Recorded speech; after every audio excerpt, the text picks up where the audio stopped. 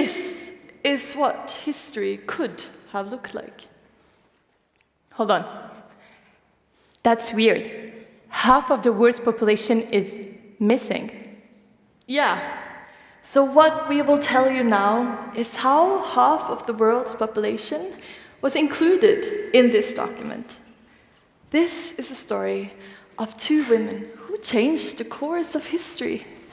Bertha Lutz from Brazil and Minerva Bernardino from the Dominican Republic. They are little known, but it's actually thanks to them that we have women's rights in the UN Charter. The UN Charter is the closest thing that we have to a world constitution.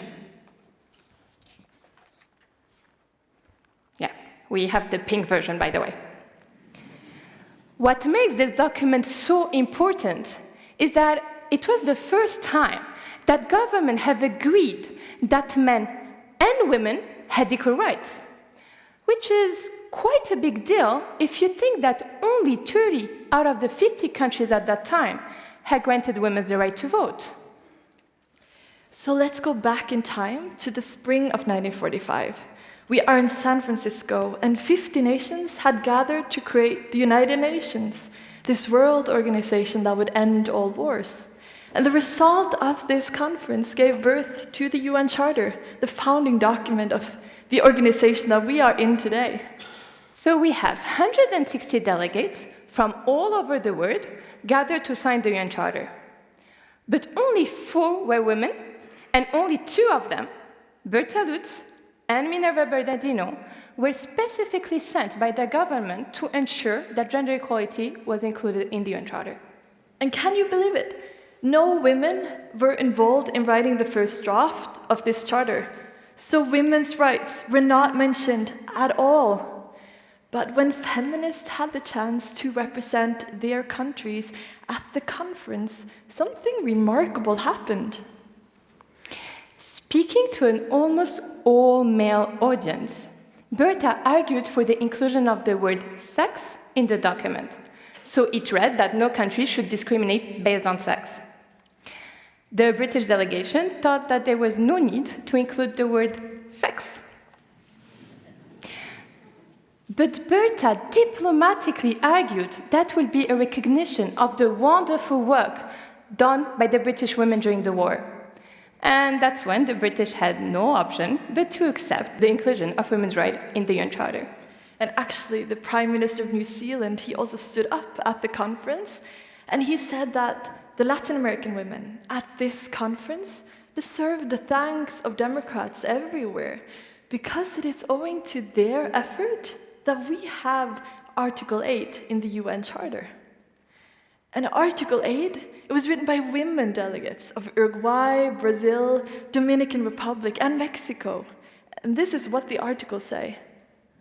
The United Nations shall place no restrictions on the eligibility of men and women to participate in any capacity and under conditions of equality in its principal and subsidiary organs.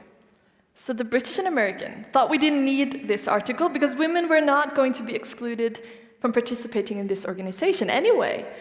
But Bertha Lutz, she knew that we needed this place to be a place where women would be at the table. She said that there will never be an unbreakable peace in this world until women help to make it. And this is how we got Article 8 included in the Charter. 3 years ago, when we started digging into the UN archives as part of our master's in diplomacy, we found out about the story of Bertha Lutz and how we got gender equality included in the UN Charter. I can't tell you how surprised we were. She got so much resistance, and it didn't come from where we thought it would. In the documents we read, delegates said that they were bored and irritated by her long feminist speech. Bertha Lutz got the nickname Lutzwaffe and was even called an extremist feminist. Some other delegates said that there was no need for this spectacular feminism. You know, whenever I experience mansplaining, so men explaining things to me, I think it's more than ever time for spectacular feminism. Our favorite story about Berta Lutz is how she was invited for tea by the American delegate, Virginia Gildersleeve. Berta writes angrily in her memoir how Gildersleeve had actually said that she hoped she wasn't going to bring up the subject of women because that would be a very vulgar thing to do. Yeah, I know. I had no idea about all of this. I had no idea that we might not have got women's rights in the UN Charter.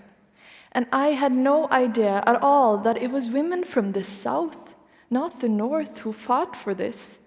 And I have to say, honestly, as a Scandinavian and growing up with female progressive politicians, we had gender parity in many ways. So I had thought it was Western diplomats who advocated for women's rights when the UN was created. So for me, knowing this story about Berta Lutz really changed how I see history and how I see myself in it.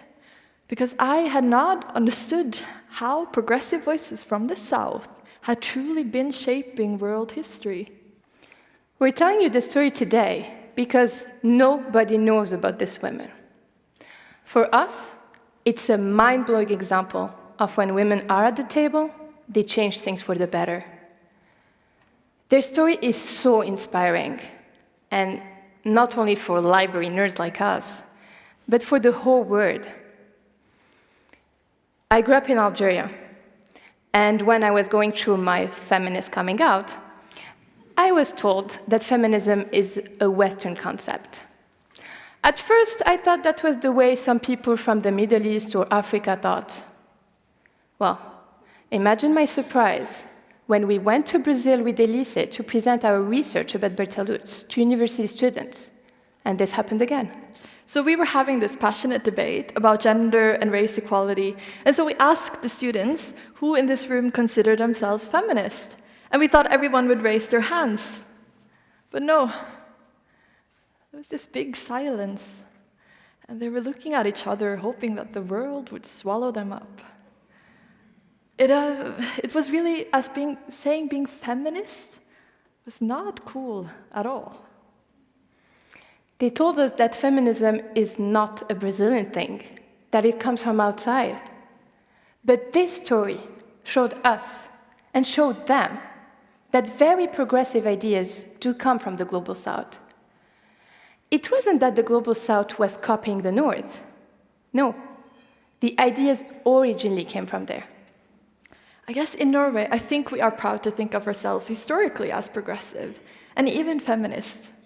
But on the other hand, I think there is this idea that we already have gender equality, so we don't need to fight for it anymore.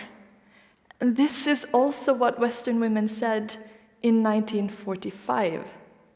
We had gender equality, so we didn't need this reference to women in the UN Charter.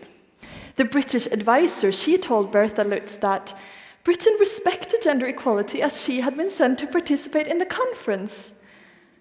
To which Berta replied that it only meant that she had made it, not all British women. And I think this is also why Berta was writing in her memoir that it is a strange psychological paradox that often those who are emancipated by the efforts of others are reluctant to acknowledge the source of their freedom. Berta had understood that we cannot take women's rights for granted. And this is also what history has taught me. With our research, we wanted to change the way people perceive global ideas. But it wasn't easy. At first, we weren't taken seriously. And then the story became very political. And of course, it doesn't help to be young and female. We sent so many emails. We asked so many people to meet. We just never heard back from them. But we channeled Ara in our Bertha, the fighting spirit of her and the Latin American women.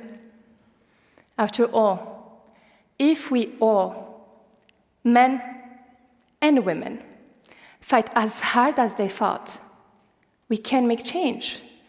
Let's not forget that if Berta and the other women had not spoken out, we would not have got this text today.